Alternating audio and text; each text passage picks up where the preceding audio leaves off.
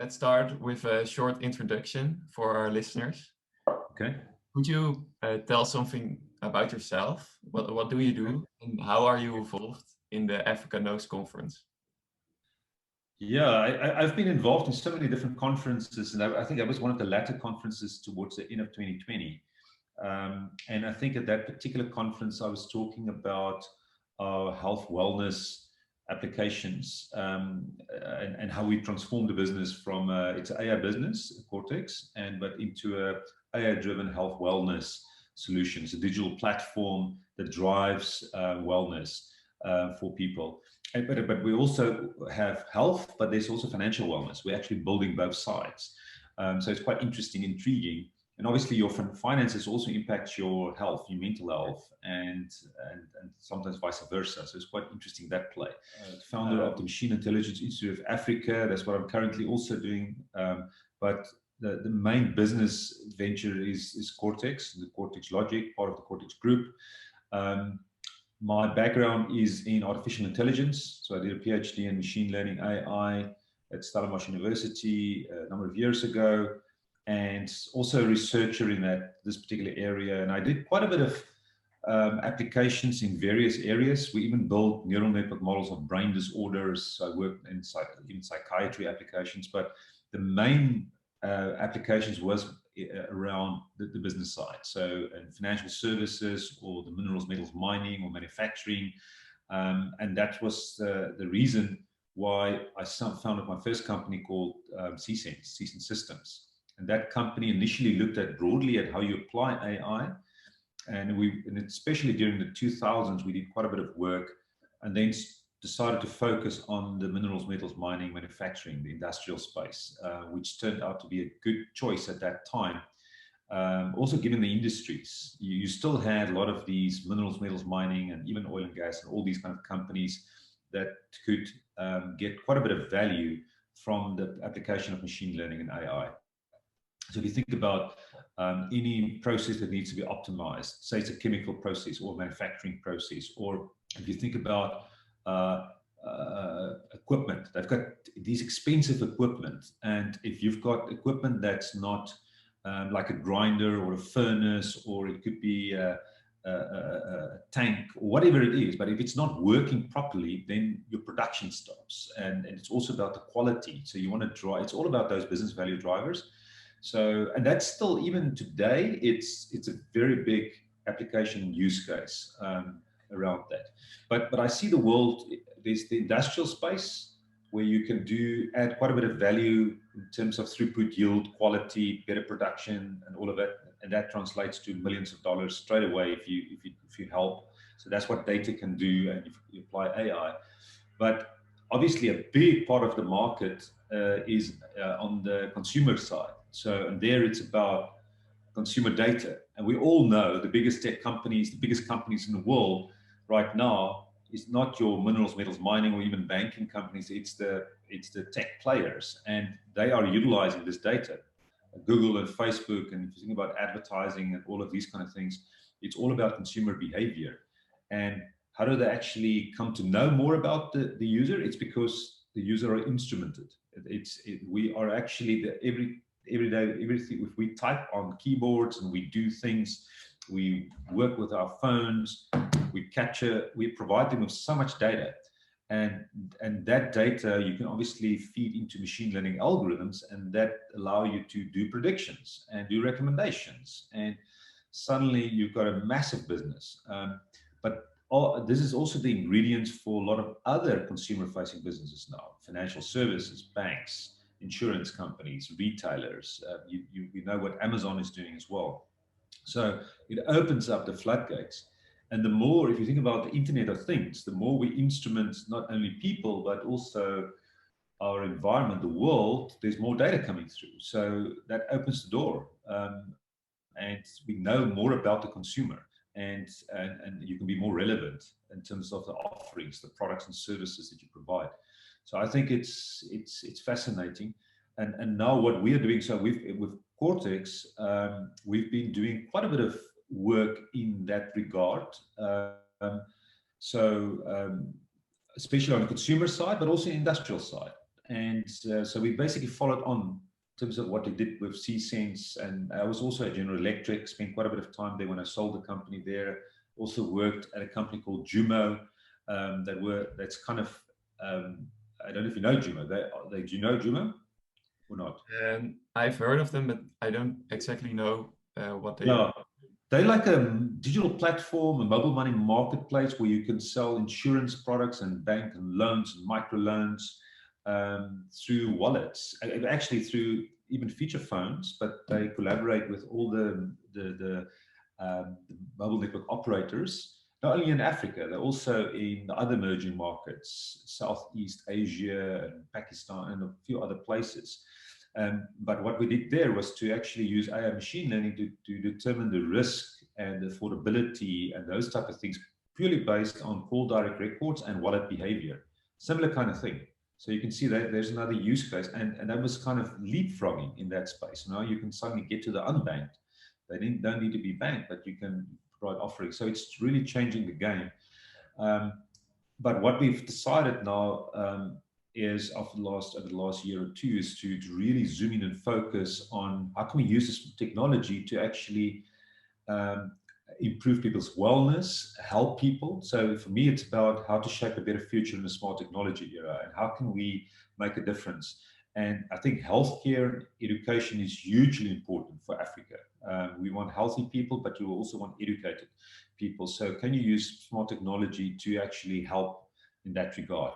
And even if you think about Jumo and you think about what we're doing with financial wellness, I think if you can use technology to help educate people in terms of financial wellness, what should they do, and health wellness. And with COVID-19 and everything now, people are very eager to know what should we do and what kind of information. Everybody is seeking for that right information. This vaccine, this thing, what kind of the symptoms, but they flourish on just getting the right information. But now we also sit in an interesting space where there's a lot of fake news, there's conspiracies, we obviously want the good, we want to filter all the good stuff. So there's a lot of stuff happening on that regard. So I'm actually also now writing a book, and I should be finished with that hopefully in the next month or two or three. I'm hoping in the first for this quarter it should be done. And the focus is on democratizing AI to benefit all. So how can we benefit everyone? How can we democratize AI to benefit everyone? And this is all part of that massive transformative purpose of shaping a better future in the smart technology era. So I'm quite excited about that. That particular book is also talking about exactly how AI is impacting all industries, different sectors. It's talking about government, it's talking about national policies. It's talking about the state of the art in AI and where we're going with AI. It's also talking about this beneficial future for humanity. How should we re-engineer society, the economy, so that more people can benefit? How can we democratize AI? So I'm very much, that's a very big passion of mine. So even on the business side, what I'm doing right now is also aligned with that type of vision as well. So yeah, so you can see where it all comes together. So the Machine Intelligence Institute of Africa is building the AI community in Africa. And we are doing quite a bit in that regard. The business is trying to make an impact not only in Africa but also globally. So we want a global solution with what we're busy with. And then on the writing books and things that I'm busy with, trying to be a thought leader, to try to make a contribution with regards to sharing my experience with AI, but also helping with the whole communication around where we're going with this as well. So that's in a nutshell. So you've asked me what I do, but this is kind of a brief summary. It all sounds super interesting. And I myself am a bit more focused on consumer technology. So, and I've noticed in the last couple of years that intelligence has become kind of a buzzword. What's the buzzword? A word that's kind of thrown around a lot in many different areas. So the next artificial intelligence camera, for example, and then, but when you actually use it, you don't really experience a lot of the a lot of the benefits artificial intelligence should bring. But you obviously are much more invested in different fields. So what are some interesting developments in AI which will actually benefit people? Yeah, I think, you know, my big problem right now is when I talk about democratizing AI, is you want to give that kind of ability to them, but you also want the benefits of this technology. It shouldn't just go to the big tech companies.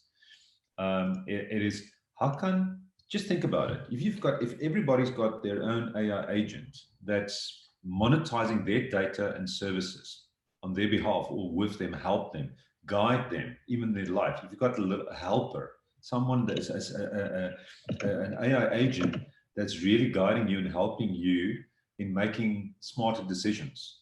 So it's that kind of supportive role.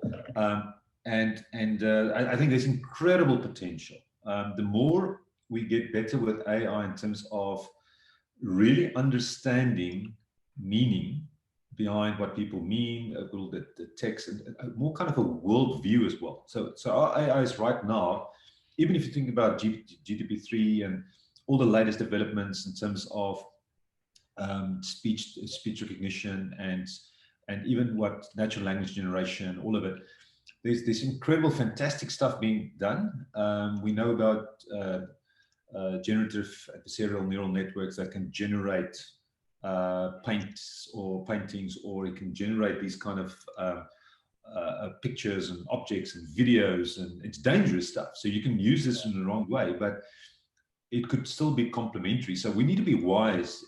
I think they've got this quote from Spider-Man: with great power come great responsibility. And AI, and not only AI, but all these exponential technologies, biotech, nanotech, and the interplay and the fusion of these technologies provides us with tremendous power. So the question is, how can we utilize that so that we can benefit everyone? I would love to see a world that's where you empower the citizen. It's more kind of decentralized. You don't have kind of these authoritarian type of things where big brother and nobody can do anything. I think everything in the world is a balance. So you obviously want to protect your society and citizens from bad actors and influences, but you also want to empower people as much as possible. So if you've got, say, AI agents that's helping to optimize and supporting individuals, you can maybe have AI agents that represent communities or cities or towns. And I would love to see a world where it's much more decentralized. I think it's the governments, and if you think about countries, and it's all good and well. I think you want to protect cultures and all of those kind of things, but I can see a world where we as humanity are much more connected. We're already very connected. We've created the nervous system. The internet really helped to create the nervous system for civilization. So if we can be kind of operate, they talk about Dunbar's number, where 150 people, how many people do you really interact with in a meaningful way? And if you've got communities that's organized, that's in, and this is your community, obviously a community is not just, there's obviously a local aspect to it, but I might be connected to, I think we need to think about this virtually, because you might be more connected to other people that sits anywhere. So we've got to be careful not thinking too local around this, but still, if you've got these kind of communities that interact with one another in a very dynamic way, and they can interact with other communities as well, and you can create a world that's quite interesting. That's if say we communicate, Cape Town communicates directly with London or with Cairo and Africa, or wherever it is, and you've got communities here that interacts. And there could be some business interaction, there could be cultural interaction, there could be all sorts of different things. I think we want to open it up a little bit more, not be too protective, and think more about humanity and what we're doing to the planet. I think there needs to be, I think in a few hundred years from now, it will obviously take some time. There's always transitions, and hopefully if we as a civilization survive and we don't make bad choices, we can get to a world that's better connected, that's we would do better sense making. I think that's a big problem right now. If you look at the US as well, a lot of polarization, a lot of messaging, tribalism, and all of those kind of things. And where, if you think about going back, hunter-gatherer period, people worked in tribes and stuff, so it's a natural thing there. But I think we also are part of we're more connected, now as well. So I think it's important to be more respectful and understanding.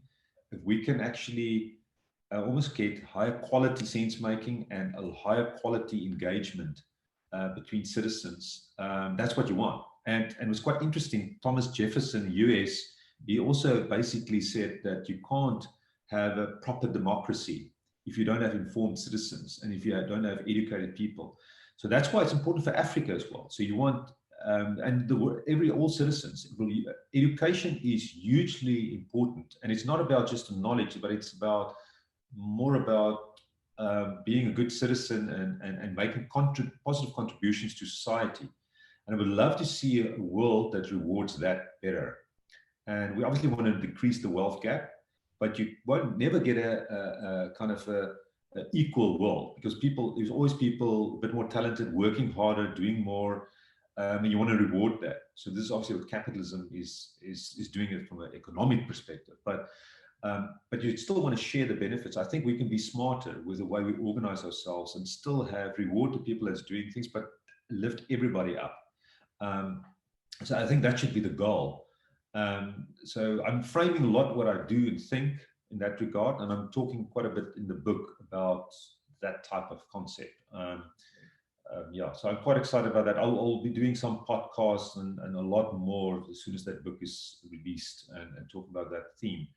But I'm also working in practice, doing things. So that's why I'm an entrepreneur, I'm a businessman, so I'm building businesses as well. And you can't do everything, so I'm very focused in the specific things that we're involved in.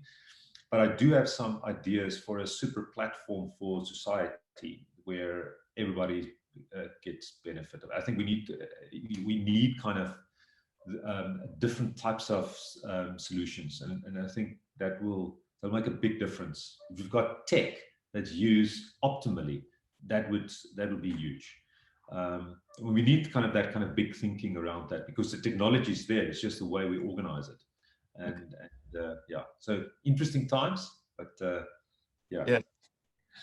So I think you are really thinking about how this the benefits can be shared among everyone. But I think it's also not always the case that it really happens. So do you think that's a big ethical hurdle in the adoption of artificial intelligence, that it may end up with the most powerful who will who will get the control over who sees what information and in what way? Yeah, this is where we've got to be super careful, is because I think if you think about society, the danger is always there that you would get authoritarian type of governments controlling things. That would be a bad world. That would be a bad outcome. As a matter of fact, when I talk about the possible outcomes for society, that's like a dystopian outcome. You don't want that. So, and I hope that sanity and wisdom prevails.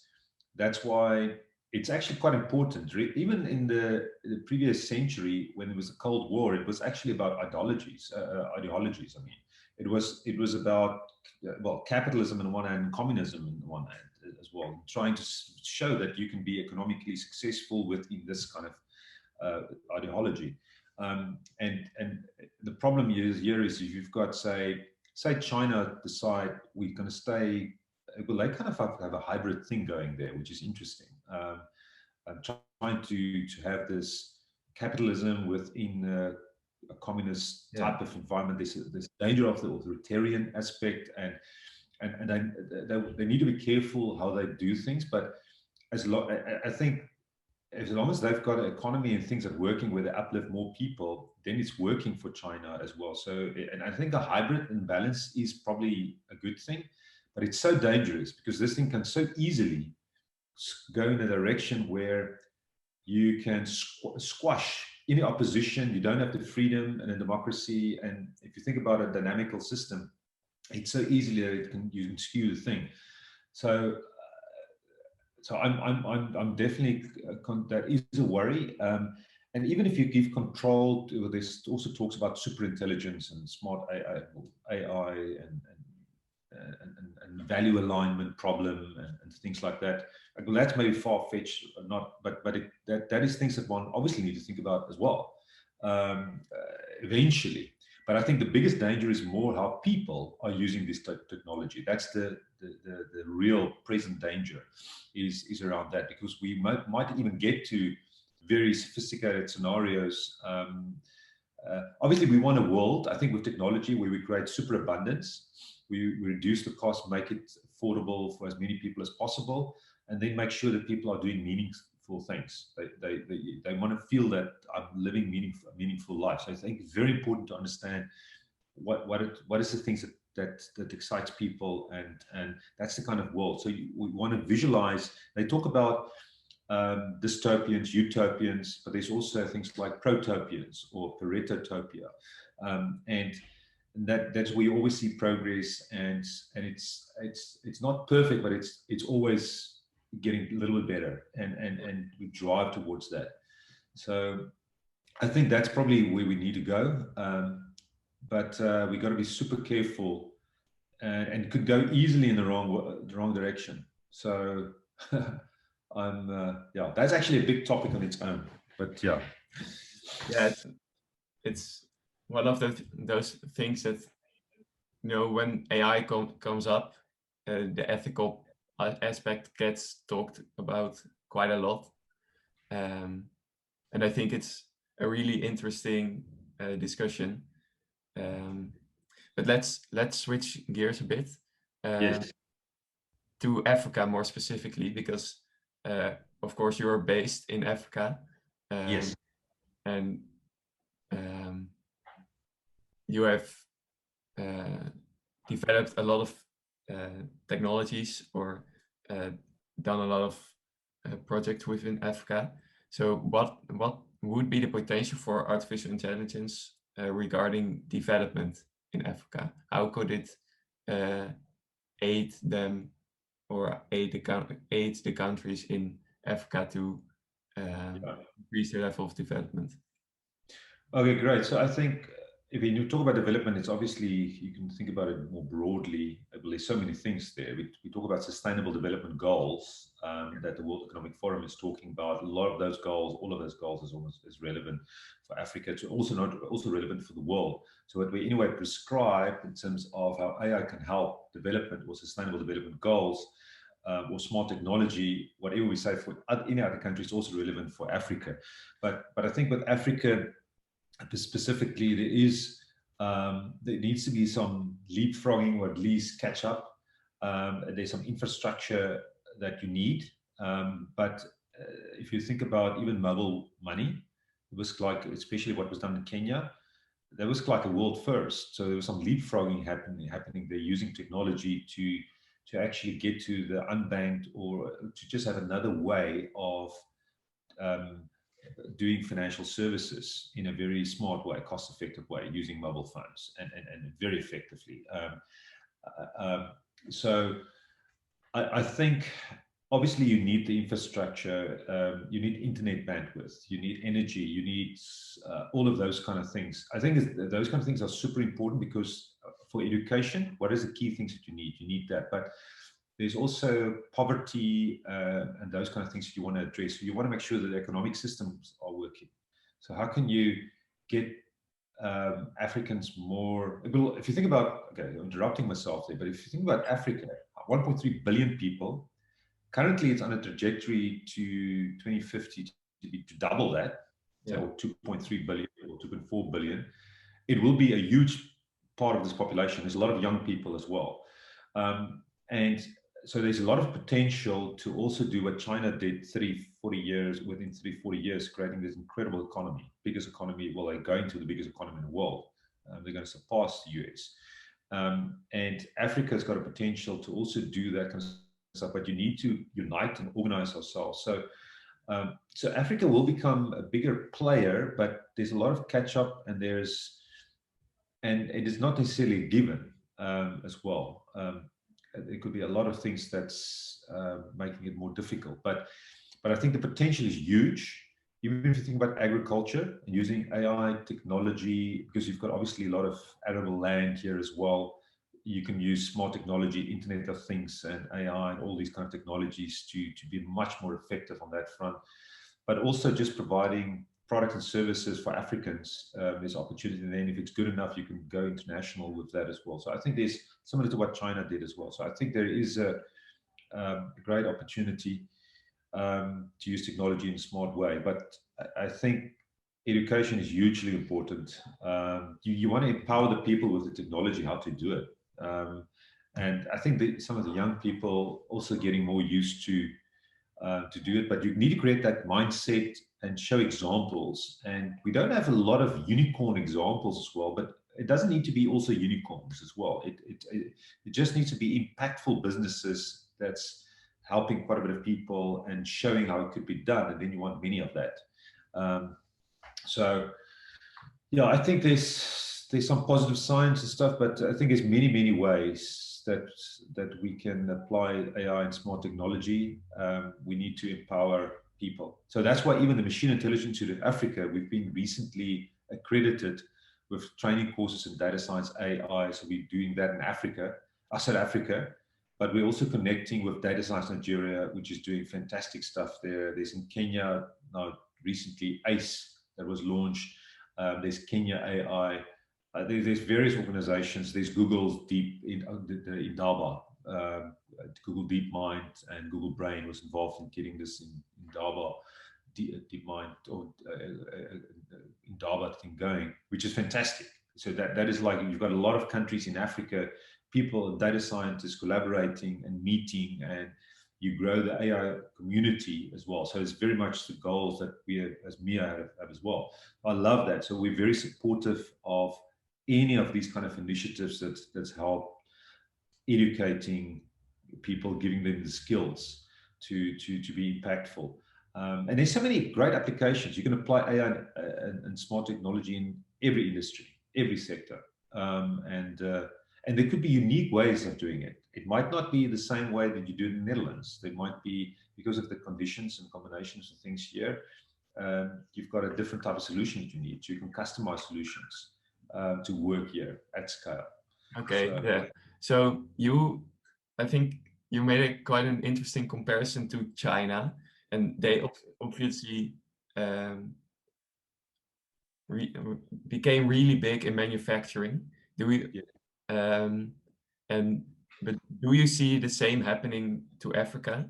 Because some scholars have said that manufacturing is not really something that will become big in Africa, but you did talk about manufacturing as something important. So I think it was initially when we were in manufacturing, it was more in the 2000s. It was earlier on, it was global. It was not just Africa. Metals mining is quite big here in Africa, Australia, Canada, South America, Russia. Well, there's a few countries so as Africa, it's got a lot of the metals mines, diamond mines, platinum, all of those kind of things. So it was natural for us initially to make contributions there. And there's still opportunities in that area to apply AI and so forth. But I agree with you. I think manufacturing is very competitive. It's great to create local things here as well, but I think agriculture is a big opportunity. But I think also it's more, we live in a digital economy. So I think there's more opportunities on services that you can provide. There could be digital service, financial services, it could be education, it could be entertainment, it could be so many different things that we do. Healthcare, health is huge. Can we get more nurses helping democratizing medicine and getting people to provide proper services? I think education is, how can we scale much better with that? We need to think out of the box. Yeah, so I think manufacturing is obviously you want to. I think it's about producing stuff. So you still want to produce stuff, with services or products, and it would be great for Africa to participate and be creative around products and services. And maybe that product and services is for, remember, it's a growing population here. and just to support the population in terms of product and services. So there could be all sorts of interesting manufacturing opportunities. So I think it's going to be interesting. Well, there's a lot of other countries doing. It will be interesting how it all eventually. It will never end, but it will go through various transitions. But I still think there's always opportunity to do things in all areas, especially if you've got people. Typically, the product or service is around people. And so I think there's ample opportunity. We shouldn't just disregard different industries. Let's see how it develops.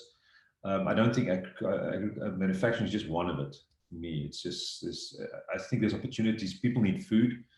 Can Africa produce food for itself as well, and for the world as well? It will be interesting. But you want to do this in collaboration with humanity. So I almost say it's almost like if you think about humanity as this body, and you don't want the leg or the arm to not be in a good condition. So I think I'm more thinking about things more globally. I'm not just thinking Africa. I obviously want to help contribute because I'm based here in Africa, help make a difference.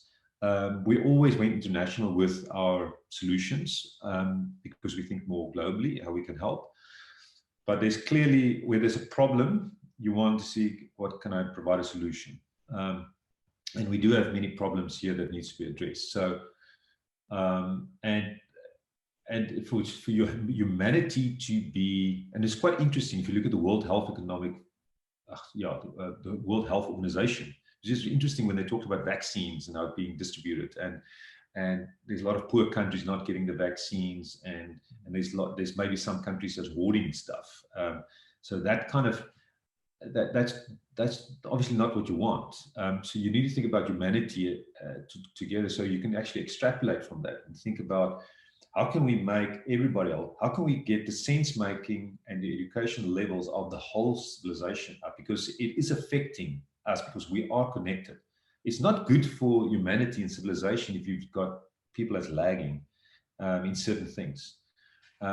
So you just want to help. So I'm more thinking it from thinking about it from that perspective as well. Sorry, long answer, different angles, but again, no, I think you make some really interesting points also with the distribution of the vaccine, and well, related to that, how could AI help in the future with reducing the risk of these kind of viruses, virus outbreaks, but maybe also managing natural disasters? How do you think artificial intelligence could help with that? Yeah, no, I think that's huge. So what AI is quite good at in terms of the things that we've done, that I've done in the past, in terms of real-time monitoring and optimization and real-time causal analysis, detecting causes for things. If you've got a system, forget about just AI.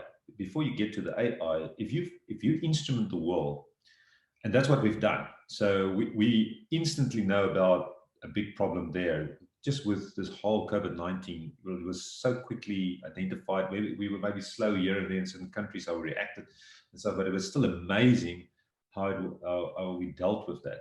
And it was more kind of collective intelligence. Now AI has in fact been used there as well. But I'm going to quickly show you. I don't know if you know about AlphaFold. That was one of the solutions from DeepMind, where they actually look at an amino acid and sequence, and they can actually build models where they can show how you can actually fold that acid into a protein that do something. So that kind of technology can help you to develop drugs more quickly and so forth. But obviously data science and AI can also help just in terms of understanding what's going on, just looking at all the data available, all the behavioral aspects, and are we moving in the wrong direction, right direction, what's happening with the world. If you think about climate change, just looking at all the data that's becoming available, and create more accurate models of the world so that we can be more proactive, but also we can predict better, and we can make plans to address potential anomalies and things as well. So I think there's incredible opportunity. So the more we instrument the world, the more data becomes available, and then it provides us with the ability to build models that tries to be an accurate reflection of reality. And maybe you've got different types of models modeling various things. You've got this hybrid system and stuff, and you can now start thinking about you can get alerts much earlier. So in terms of virus and stuff, if you can just really immediately get the information, you immediately see this is the problem, you can stop it right in its tracks. And that's what we're trying to do now with social distancing and all these lockdowns, and because the thing is spread. But if you can really identify it super quick and you localize it and you take control, then it's first prize. Maybe you don't need even vaccines. You just kill the thing right there. And if you think about even the human body, in the future, you don't know exactly what's going on in your human body. Well, you've got a feeling. Your brain is obviously connected to your system, so it tells you you get a headache or you feel, okay, I don't feel well. But if you've got nanobots, or if you instrument the body better, where you get more information what's happening, you can have, in the future, this will definitely happen. We've got real-time information about exactly what's going on, and you can immediately identify if there's a cancer or there's something wrong or that's wrong. Then you localize and you address it and fix it straight away. And it would be very interesting. So that's the kind of world. So you can see, you can look at a civilization level, you can look at cities, communities, and also individual level, the whole health of the system. So I think if you could just extrapolate from that, you can just see there's incredible potential, but it's all based on instrumentation and data. And that's basically what we did. So we're already getting ideas of what we can do as a society, as humans, and the power. So I think we are just scratching the surface of what can be done here. So yeah, so it's fascinating.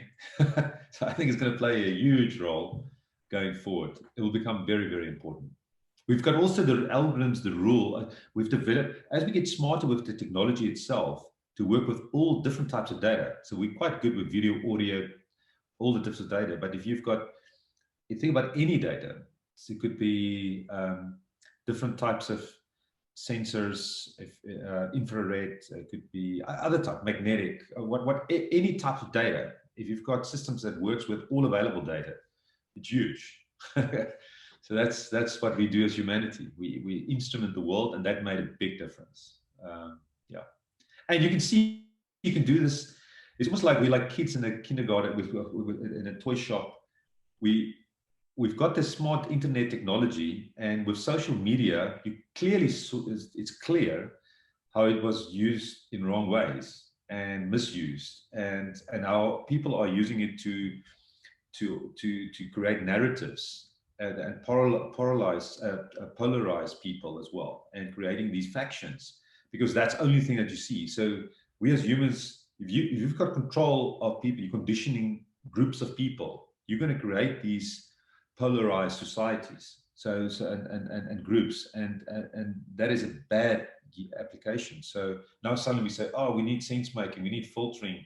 What news source can I trust? And now we need evidence. But that's a good thing that people think about those kind of things, because I think that you're just going to be a better citizen, better human, but smarter human if you're more open to other ideas and opinions, but then also can do better sense making for yourself, and more. You've got to be more listening to what other people's opinions are, and so forth.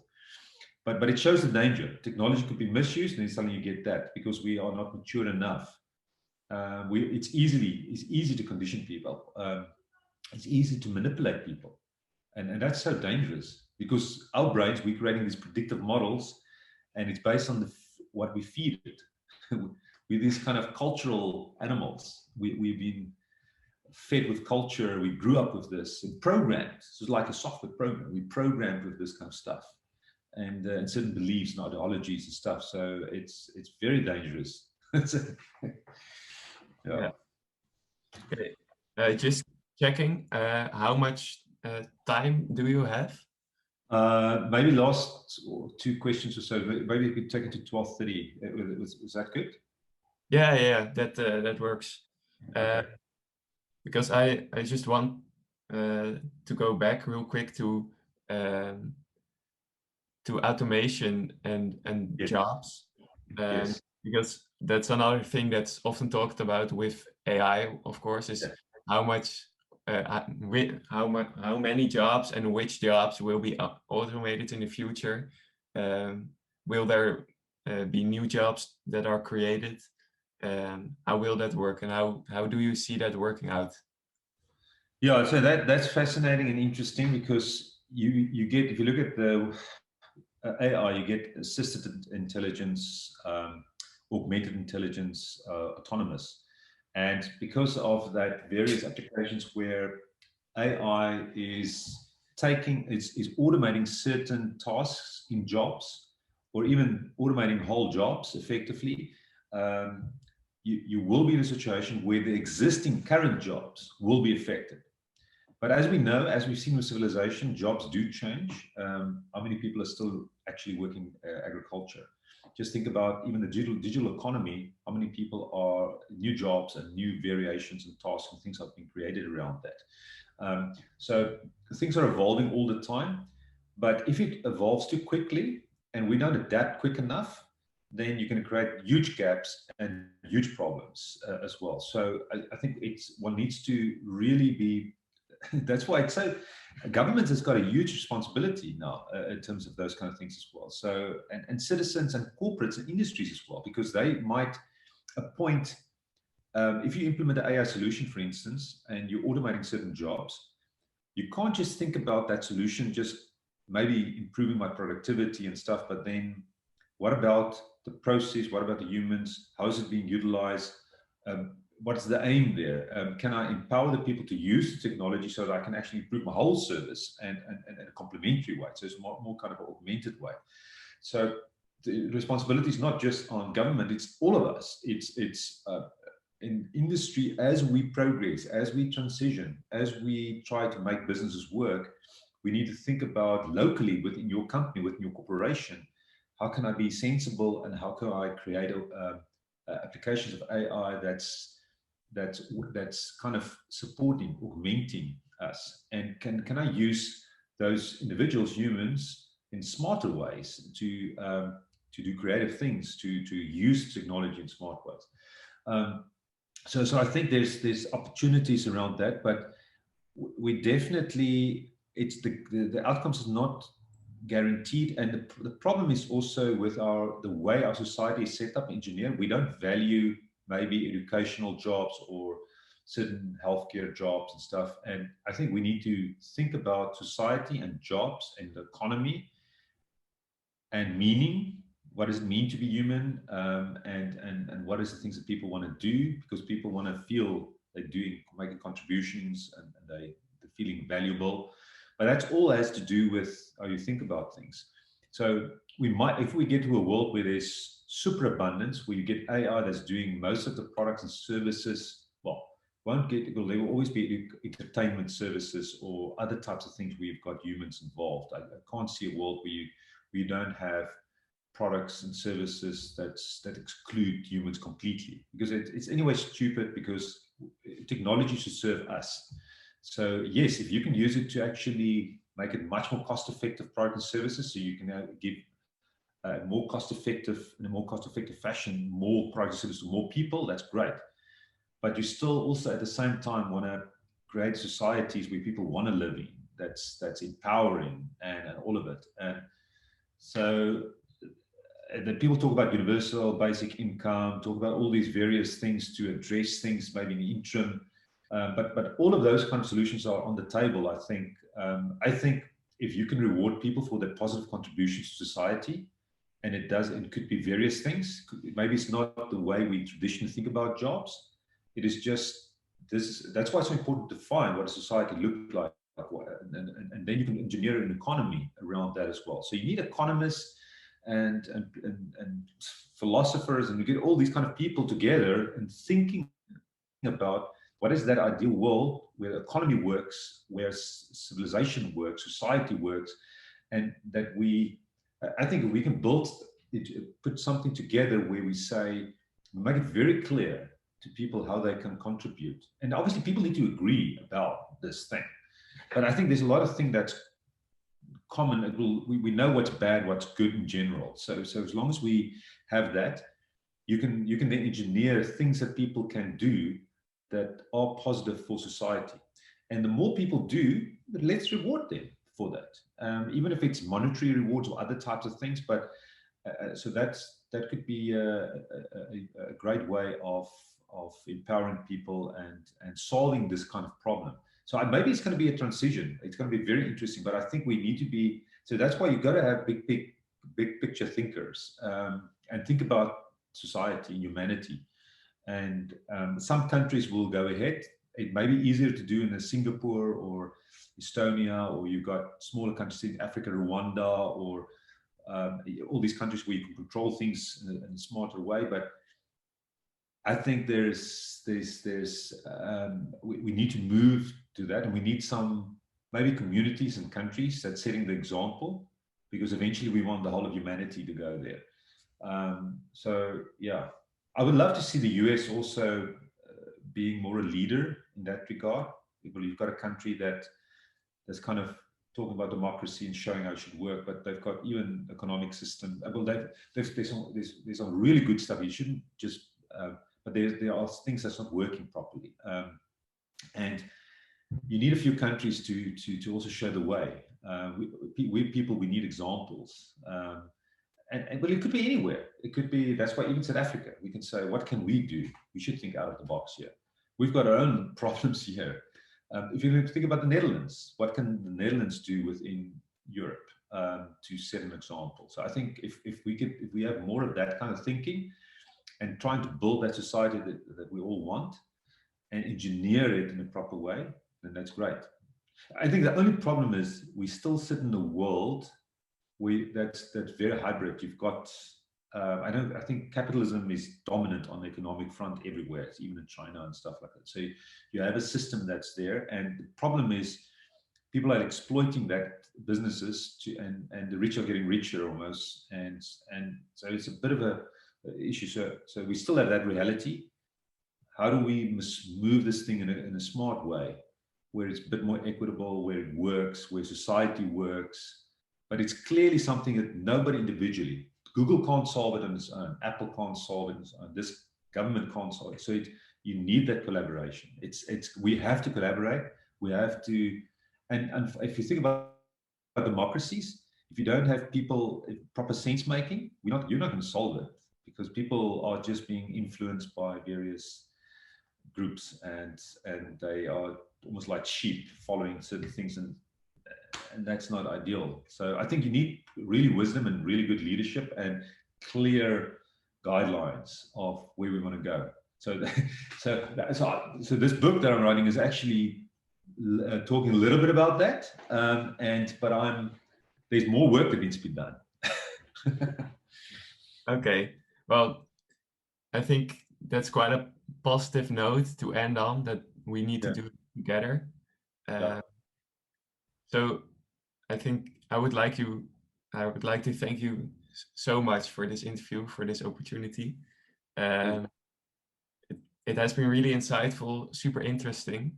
I'm looking forward to seeing you, to hearing about your book, and seeing you maybe on the Africa Knows conference during a panel.